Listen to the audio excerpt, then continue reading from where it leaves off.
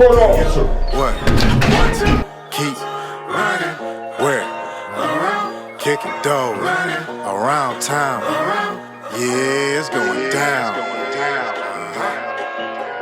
Hold up, bro, what you mean? I was always first on the scene. If you and me, and I'm you, that mean we on the same team. I know you used to kicking doors, but you starting to sound like a fiend. It was just a job turned lifestyle, but I still go home and I dream. Got a wife and a kid that need me. Picking them on the streets, that's easy. I'm on the way up, like a layup, but it can still go down, believe me. I'm still the tank, I'm here. Let's get one thing clear. Every episode has a story that the cameras didn't catch. My name is BountyTank, and this is Beyond the Footage. See, this episode right here, over 2 million streams. And I already know why it did that. This woman was not scared of me. Whatsoever. I came into her house looking for a defendant that she was tied to. I had to hammer in her door, literally a sledgehammer. I ended up the one actually getting corrected though, which is kind of crazy. She told me to stop sitting on the arm of her couch. Can you not sit on my fucking couch like that? Like what? Like, can you stand up? He's sitting on the arm of my fucking couch. I know your mother raised you better than that. Oh, man. And didn't my mother raise me better than that? And the crazy thing is, she was right. I can't take that from her. She was actually right. I'm sitting there with a vest on. The team is behind me. Her door is over there taking a nap by the closet, and she's worried about me sitting on the arm of her chair, of her couch. See, when I watch this episode now, I see it differently than I seen it back then.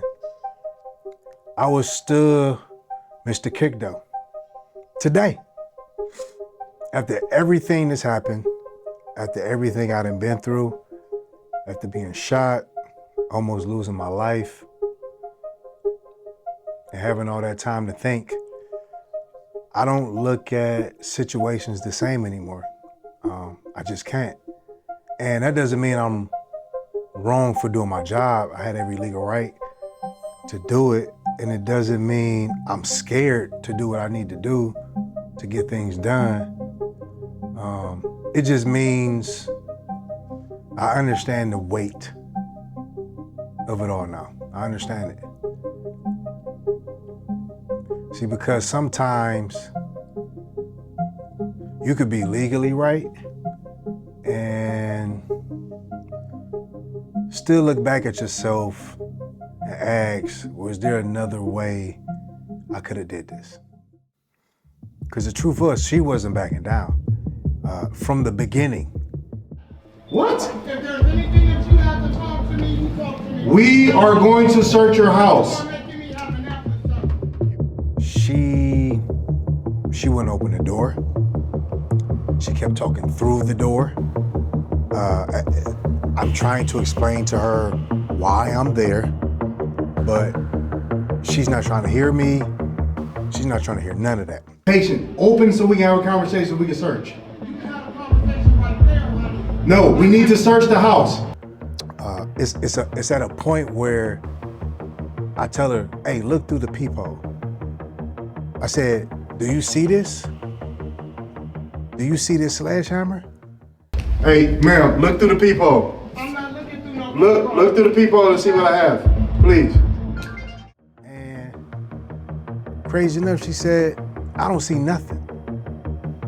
And I said, okay, you're gonna hear this noise then. Okay, look again, you see this? Well, I don't see nothing. Okay, you're gonna hear it.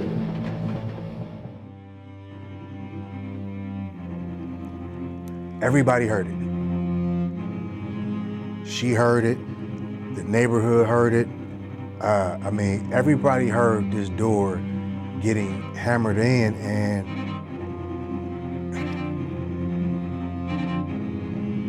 it wasn't a conversation through the door anymore.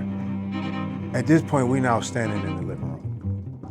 But what people don't understand is getting through the door is really, that's the easy part. The hard part is everything that happens after that. The aftermath. See, now you got emotions high. You got kids in the house. There's people yelling. Boy, I need you to get this shit about my fucking shit. We're not going nowhere. We need to talk. Did you hear this? You co-sign. We need to find this guy. People asking questions. Everybody wants to know, can I be here? Can I do this? And still at this point, I still don't even know if the defendant's in this house. Does he hear us? Is he getting ready to take off running in the back? Like, there's all these things going through my head and just going on that still have to be processed. And that's the part that I believe viewers, they don't feel. You can't feel it through the screen. All you can understand is what you see, and everybody just sees the hammer. They don't feel what happens in your body right before it, you know? It's impossible. You don't know what's waiting behind the door. You don't know anything. You're clueless. People watching thought I was just going back and forth with her, probably just to be an a-hole. But the truth is, I needed information. That's the whole reason why I'm at her apartment. I need information to find him. We're looking for somebody that's connected to this house and you, and she just kept telling me he wasn't here. And I'm telling you, he's not here. Okay, and I don't know. Where can I Period. find him? I don't know. this You ain't- know more than me. Now, I want you to understand something. I don't care if you see the fugitive's feet sticking out from under the bed. These people will look you straight in your eye, in your face, and tell you he's not here. So you gotta understand, I can't take her word. I can't take her word for it. I can't leave. It's impossible for me to accept this and leave because I know she's lying, and that's just not how this job works. I did tell her, look, we trying to find him, okay? She basically just told me, well, you might find him if you wasn't wasting time standing in my living room. He's, you know, and I'm like, damn. Okay. I got faith in you. You'll find him one way or another if you're not standing in nobody's fucking living room where the motherfucker's not at. If you actually do a little bit of work, maybe you'll find him. Okay. She got me with that one. Yeah. That's probably one of the reasons why this episode went viral. She wasn't just yelling, she was super funny. I mean, honestly, she was funny. She was a funny person. She was irritated, but she was still funny. And she didn't care how many of us it was in there. You gotta understand, it's late night, you got guys there. She didn't care. Most people see us coming through the door and they calm down, or they get nervous. But not her. She stood on business and she didn't flinch. She kept the same energy, which was shocking, I ain't gonna lie. Now I know everybody remembers her door, because after all it was over, I calmly told her, I put your door over there by the closet. Your door's over there by the closet. Put your door over here by the closet. You did this. Like I was telling her where she hung her coat at. And looking back at it, that might have been one of the craziest sentences I've ever said. Your door is over there by the closet. That's crazy. That's legit crazy, y'all. Ma'am, your front door is inside your house. Hey, but I told her to open it. I did. I told her to open it. I gave her opportunity. She didn't open it, so I hammered her in. This was the Tank that everybody knew at the time. You know, Mr. Kick Dough, Mr. Hammer Your Dough. This wasn't just a nickname, you know. These the vibes. You don't want to cooperate, doors is coming down. But what the camera doesn't show you is what happens after that. What happens after we leave? We gone. The person we looking for maybe still in there. Who knows? You never know. People have the craziest hiding places ever. But you gotta understand, the family's still there without a door. Now they're forced to figure out how they gonna fix it, how they gonna secure this, make it safe. It's kids in the house. They're dealing with all these different issues and obstacles. You know, they gotta call somebody to fix the door, you know. The neighbors is watching, you know. Their whole day or night is completely flipped upside down. But it's something I think more about now than I did back in the day. And this is where a lot of people watching these episodes get confused. They think if the defendant isn't there, why are you bothering that woman? Why are you bothering her? And it's because if you co-sign or your house is attached to this bond, if you put your name on that paperwork, you are now taking responsibility for this person. Hey, did you co-sign for him? It's my god brother. Will he Okay. go to court? Okay. Didn't he go to court the one time? No, he did It not. ain't got nothing to do with Okay, me. if you want to keep doing this, fine. We're gonna keep coming back. You're taking responsibility. If they mess up, it's on you. You are literally taking responsibility. And that's very much, very explained thoroughly when I'm doing applications. So it's not like you don't understand the consequences. You know what's gonna happen. You know, it's crazy when you're doing the application. You know, they know the person. They know where they stay at. They got the address. They even tell you, I'm gonna make sure he gets to court. I'm gonna help you.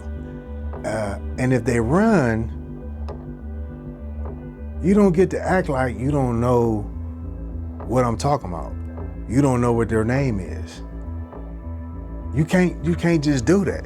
I'm trying to tell you, I ain't seen or talked to this motherfucker. Okay, all right. So for me not to see or talk to somebody, That's what frustrates me about this. Because when they needed bond, you knew everything. You knew about the family. You knew where they live. You knew the address. You knew who they was dating. You knew where they ate at. You knew where they worked, telephone number. You knew everything about this person. And as soon as they miss court, people get amnesia. Like, we never sat down and talked about this. You never gave me this information. It never happened. It's flabbergasting. I haven't talked to him. I don't know where he stay. He don't come here. And it's crazy you knew enough to sign the paperwork.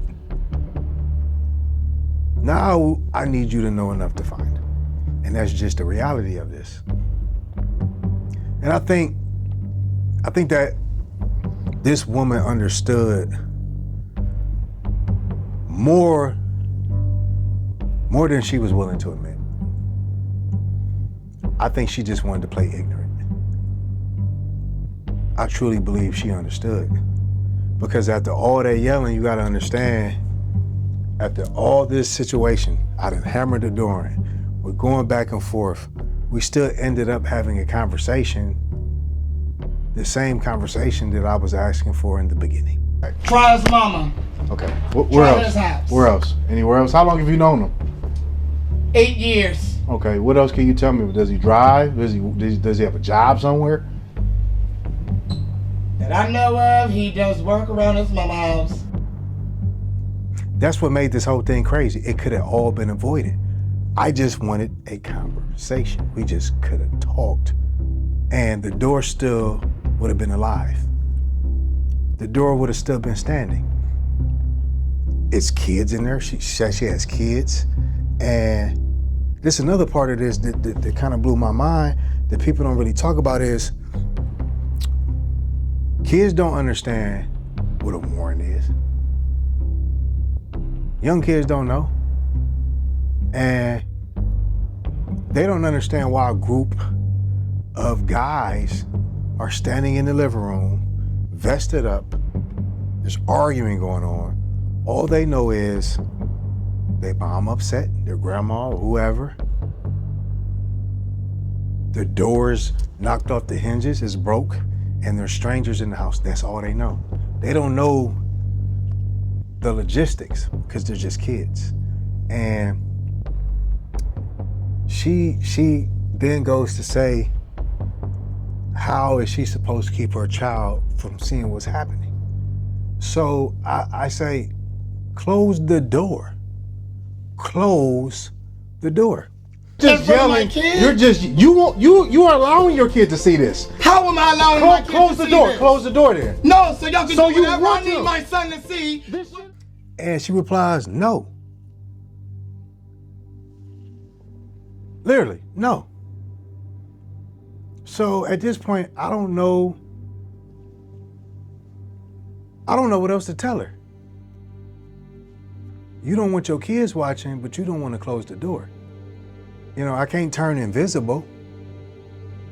But no, being all serious, these moments, they'll stay with children for life. They'll always remember it. That's why controlling your emotions, even when somebody is lying, even when you're frustrated,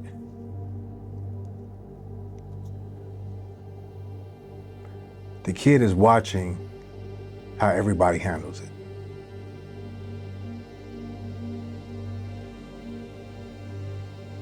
They're gonna remember that night, all the chaos, all the yell, all the noise, everybody yelling. And they're probably gonna remember that door getting hammered in. And it's gonna stick with them. All because you just didn't wanna have a conversation and open the door.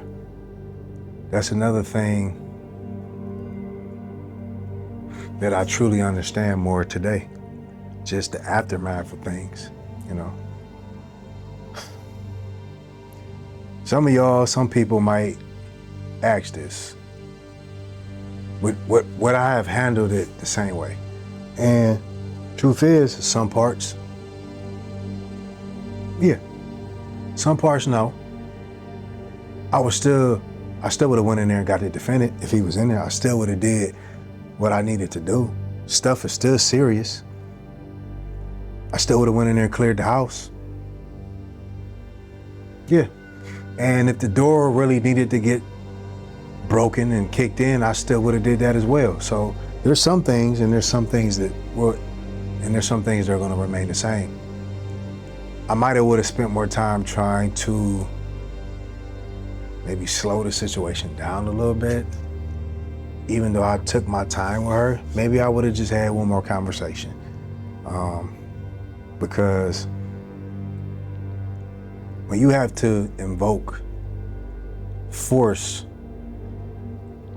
things get a little sticky. Back then, kicking in a door was like control of the situation. Like, I'm telling you, I'm not playing. This is real. This is serious. I believe he's in here. Today, I understand the second you kick that door in, the second I hammer this door, certain things are no longer in my control. Nobody's control. I don't know who's standing behind it. I don't know if it's a child close to it. You don't know if she got a weapon. I don't know these things. You don't know if the person inside thinks they're being robbed. And then obviously not this situation, I'm telling her who it is, but you never know. She might think it's all BS. She might think we're lying. She might think we're about to rob her. And I know better than anybody. I almost died doing this job.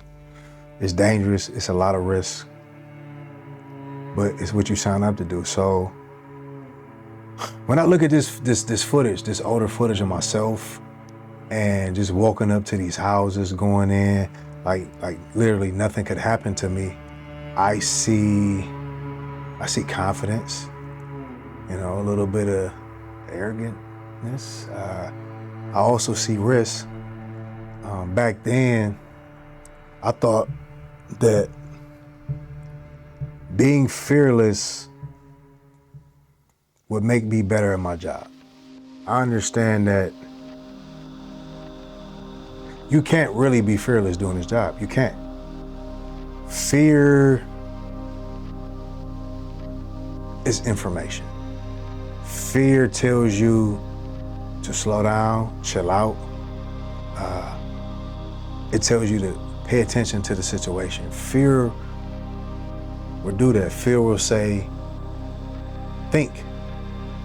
Being scared and being careful are two different things. Sometimes being careful is just making sure everybody make it home.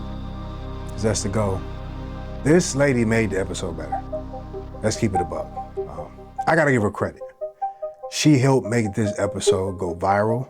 People still remember, you know, things she said. You know, they remember her lines telling me to get off her couch, and they remember me saying your door over there by the closet. Like, these are things that people remember. So I know this episode made a serious impact when people know the lines. It's like a song, you know. This chick was a character, yo. She was a character. She might have did it for the camera. I don't know.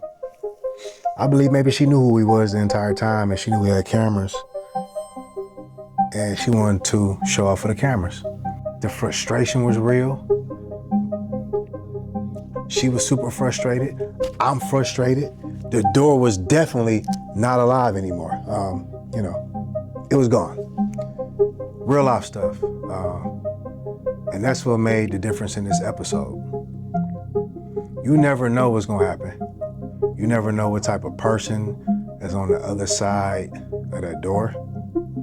Sometimes that person may be scared. Sometimes that person might be angry. Sometimes that person might just want to fight. And sometimes they give you a lesson about how your mother raised you. Later this episode, we go to this house, so we're still looking. We came through an unlocked window, okay? It's an apartment building. We're coming through an unlocked window, okay? There's a dude sitting at the table. He got his headphones on. He's not alert. He don't know anything that's going on. So I want you to imagine this. You're sitting at a table in an apartment. You feel safe. You're vibing out.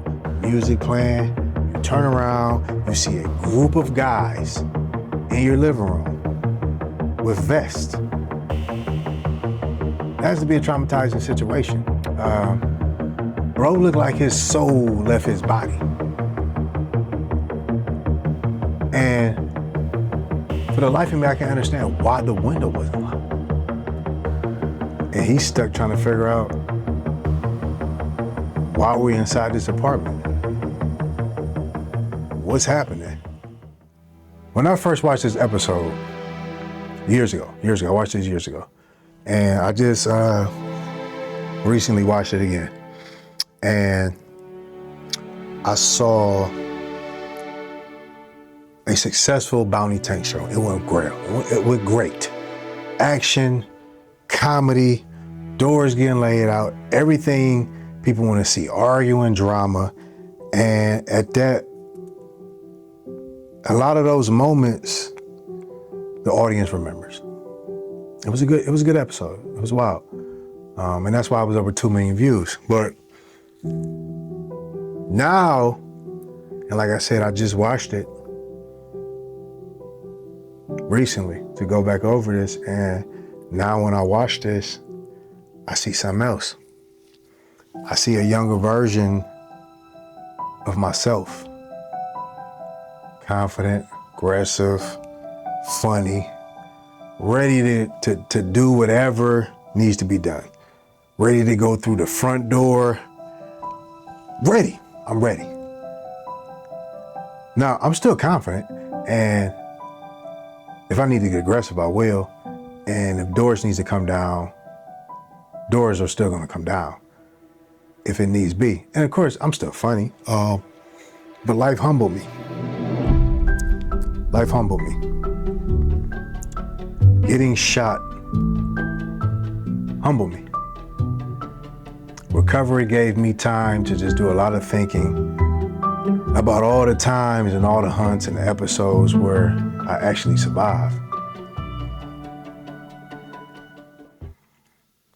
But I'm gonna say this too. If I tell you to open the door, if I tell you to open the door, open the door. It's simple. My name is BountyTank, and this is Behind the Footage. I'll tell y'all about something. Now, I don't care if you're balling, I don't care if you're struggling, or you're just having a rough time, a rough season. We done all had them situations where life hit. And how life is, it's not always one thing to hit you, it's like 27 things at one time. And sometimes you just need early access to your money. It doesn't matter if you're balling or you're not balling. You want your money right now. Now, I got introduced this digital banking app called Current. And I didn't think it was legit. I looked into it and I tried it myself. And I love it, okay? Now, get this. You not only get your check early, if you qualify, you'll get up to $750, $750, okay? Current will give you fee-free overdraft, okay? Also on top of that, they're gonna give you a bill card if you wanna build your credit up. They can help you with that as well. Now this is what got me. Now I don't know about y'all, but if something wrong with my money, I am not trying to wait till Monday to talk to somebody. I don't wanna have to wait till the next day to talk to somebody because it's after business hours. I wanna talk to somebody right now about my money. And I'm sure y'all like me. I am a Current user and I will remain a user, all right? Once you sign up with Current, you get all the way through at the end and you actually switch over your direct deposit.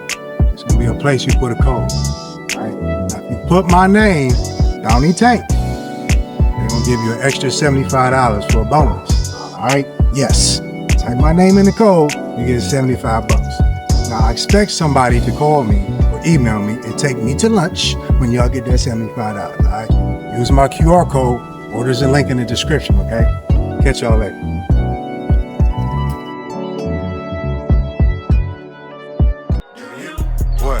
Want to keep running where? Around. Kicking doors around town. Yeah, it's going down. Alright, let's get it. I don't wanna change, but we gotta change, man. Bounty hunting, you gifted. Bullets still in my body, nigga. But like Ace Boogie, I'm different. You know you're not a little kid, right? You know we got a life to live, right? Like a kid just got his ass whooped. With me, it just don't sit right.